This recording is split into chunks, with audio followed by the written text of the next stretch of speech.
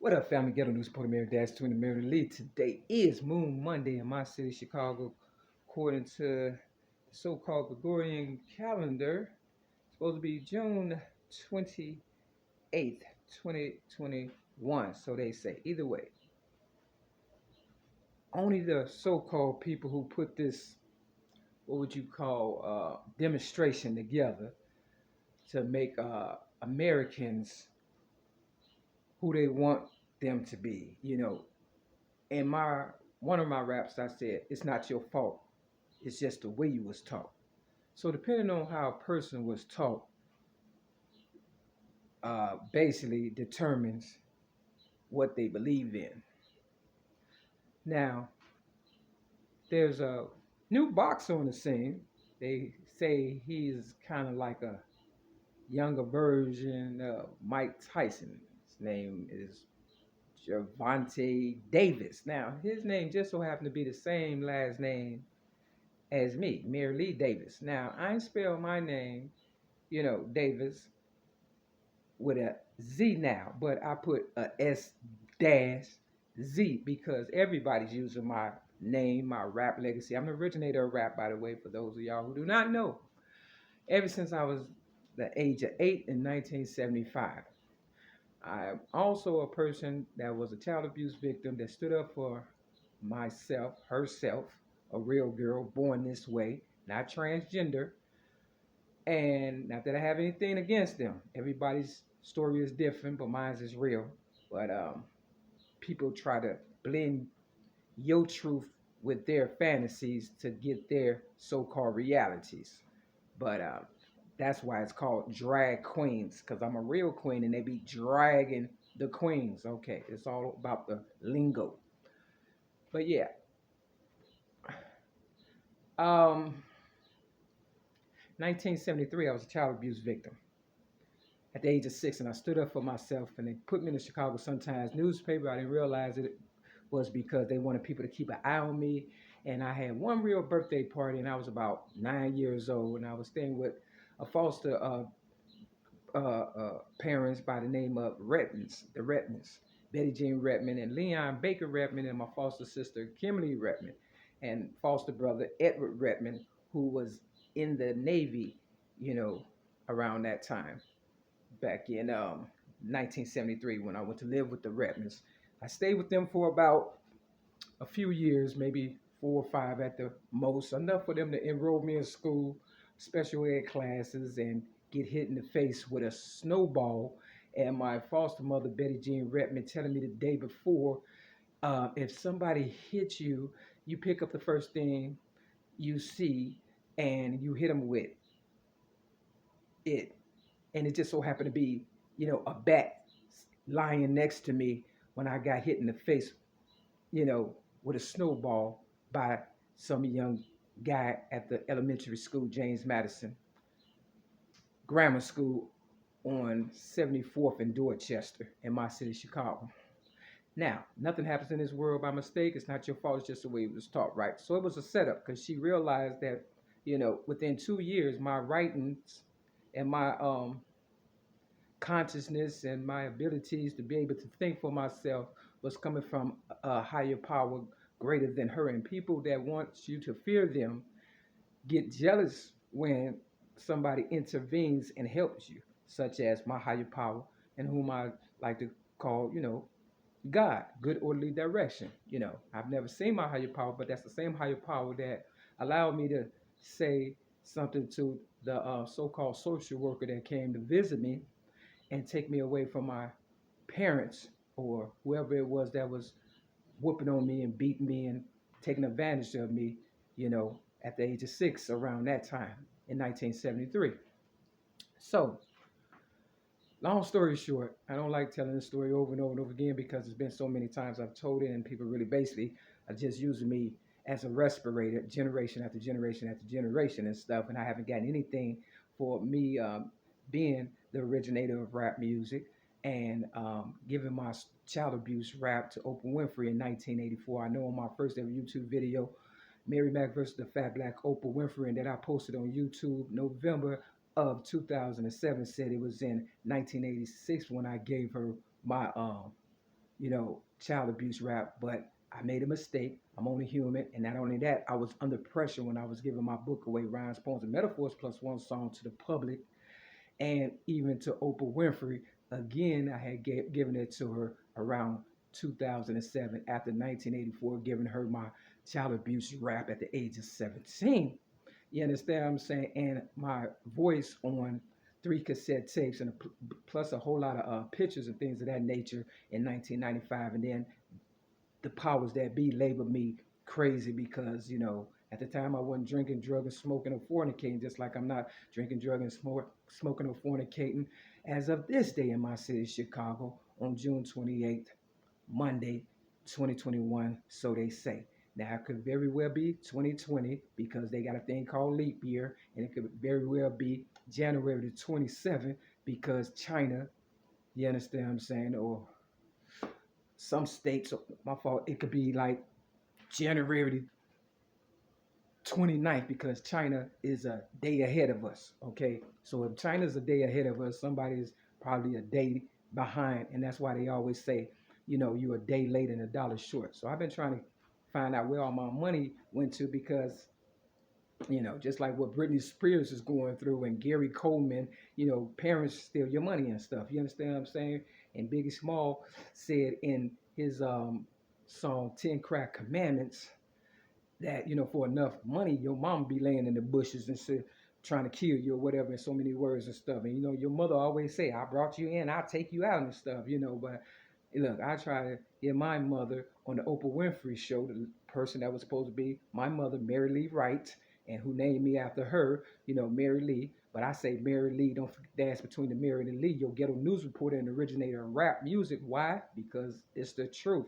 And not only that, I don't even trust my mother because I didn't, grew up with my mother, or my father wasn't on my birth certificate. So, it's a lot going on and stuff, man. And I've been robbed and I've never had a new car or a day at the spa, and my birthday just passed and nobody even acknowledged it. Not only that, I got fired one day on my birthday, May 25th, back in the day when I was working in Skokie or whatever and stuff, and just for talking to somebody on my lunch break or whatever. I thought it was a joke, but it wasn't and stuff, and I had got recommended to the place, it was a like an automobile place that, make gaskets and stuff for cars or whatever and stuff. I don't want to, say their name and stuff. Tell the truth, I don't even remember. But I'm sure if I Googled it and you Googled it and you about figure it out. You understand what I'm saying? It's on McCormick in Skokie. You understand what I'm saying? But I had got recommended there to do a temp service because I had done so well, but they was just trying to find a way to trip me up or whatever and stuff so they can have a reason to, make me look bad because I'm not a bad person and stuff. I remember coming back to Chicago and from Vision Quest, at the age of 17 in 1984, and meeting a lady by the name of Donna Marie Evans, who's a real estate agent, troublemaker. She used to be a prostitute, sold drugs, did drugs, and was trying to get me into all kind of mess. And she only got with me because of probably some strange things I did for a little bit of change with my so-called sister, Linda Nelson, who was stealing my money and my so-called mother's money or whatever and stuff. A lot going on and stuff. Money make people go crazy and stuff. You understand what I'm saying? And I did some stupid stuff, and I guess they wanted to pin me with the white people and throw me under the bus or whatever and stuff. So I ended up, getting on the bus with my so-called niece, Juanita Nelson, whose name is the same as Michael Jordan's first wife, Juanita. No mistakes. Nothing happens in this world by mistake, right? But anyway, I'm on the Kings Drive bus with my niece, Juanita Nelson, who was a little younger than me, but same complexion or whatever. And Donna Marie Evans tapped me on the, shoulder, Italian stallion, about 9 years older than me. I'm about 18 at the time.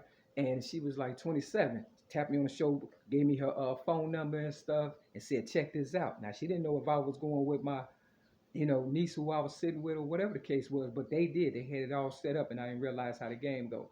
So she was sitting next to some guy on the bus, Donna Marie Evans, and then I noticed, and I looked back. I notice stuff when I don't notice, and they think I don't notice, but that was make me a genius, I guess. You understand what I'm saying? And I asked Donna Marie Evans, guy who she was sitting next to, I said, hey, you don't want her? And he was like, no. she wants you or whatever and stuff. So they pick out people who are, going to expose them, or who they know is going to expose them for, the things the wrongs they have committed against the children or whatever. And that's why when I really did have a birthday back in the day, I was wearing some earrings at the age of 9, and they was whistles and they was green. And I guess that was my foster mother, way of telling people that, I'm a whistleblower or whatever. Long story short, um, Javante Davis, congratulations on your win or whatever that stuff. But anybody that get with money made Floyd, whether they jump on the bandwagon, and when it come to me, now I'm not saying one way or the other, but Davis is Davis, right? You understand what I'm saying? And there's a book called Working in Law and Justice, and it's a transgender that wrote it in 1999, after 1995, when I gave the streets, my 3 cassette tapes and my voice, added to music and things of that nature, and put it in the garbage, and somebody got it out and gave it to Oprah also. So everybody knows who I am. They was just on some low key trying to kill me, right? But anyway, Javante, he won, okay, on the 26th of June. That was Saturday. On the 27th, I flipped the Bible to 1 Corinthians chapter 8, 9, and 10 was visible. You understand what I'm saying? But on chapter 9, 1 Corinthians, verse 26, it talked about a boxer. Now, why do they talk about boxing in the Bible? You understand what I'm saying? So he said he never lost, but he lost. God just gave him grace and mercy to get that feel good, I guess, and stuff. You understand what I'm saying? My mother was born in 1927. Now, it happened when I flipped it on the 27th, according to, the Gregorian calendar. Now, I'm the queen of the break. Now, in the Google dictionary or dictionary, they say a queen cannot be subpoenaed according to the law. You understand what I'm saying? Real talk. So Queen Elizabeth, you cannot subpoena Queen Elizabeth. And if I'm the queen of rap, and I'm the queen of the break, I'm the queen of this and that and the third, you understand what I'm saying? Don't come for me, because, I never lose when it comes to the truth. Now, I know everybody out to get me, because I told Oprah Winfrey that I wanted my foster mother, who was in a wheelchair, Betty Jean Redmond, back in the day, in the 90s, and my mother, who walked with a limp. I said I want both of them to walk across her stage. Now, I stopped looking at Oprah Winfrey, you know what I'm saying, after I got railroaded in 1995, and they put me on the psych ward, gave me all kinds of psychotropic drugs to try to mess up my, spirituality, I guess. And when I got out, I just stopped watching her for years, because I figured like she wasn't doing nothing for me. So I went back to believing in myself, even though they was study monitor me. So monitor this break, because I am the queen of the break. Check this out. All right, everything to the right, nothing to the left. They say don't tell your left hand what your right hand is doing. All right, I'm gonna tell you any damn way. You see this? That's a 2. This number 1, and this a 10. It take 2 to make a thing go right. You understand what I'm saying? My mama didn't name me after her for nothing, Mary Lee. 10 is devotion. 10 City, the house group, came up with the song Devotion. $10. Already talked about that in another video. And the number 1, you would never be, motherfucker. And you add it up, that's 13. Now, Mario Darrell Evans, Donna Marie Evans' son, was supposed to be born November the 13th. You understand what I'm saying? And I told him my signature was going to be worth more than Michael Jordan's and stuff. And he did a whole lot of buffoonery in 1995. And he had the police do a whole lot of stuff. And I ended up going to the psych ward because he was on some crazy stuff. I ended up being homeless. Somebody hit me in my jaw when I was on the train with a blanket on my face. It felt like a boxer. Almost broke my jaw, but it didn't break. You understand what I'm saying? That's my story of being a so-called boxer. I'm not a boxer. People try to make me into something I'm not. I'm the originator of rap. I'm a ghetto news reporter, and I'm a prophet, and I'm a winner, and you'll never be able to beat me. And Mario lost when I was playing him on his game Xbox and basketball, and guys hate losing to girls. That's the honest to God truth. And if that is your ghetto news reporter, Mary Dash, Mary Lee. Peace!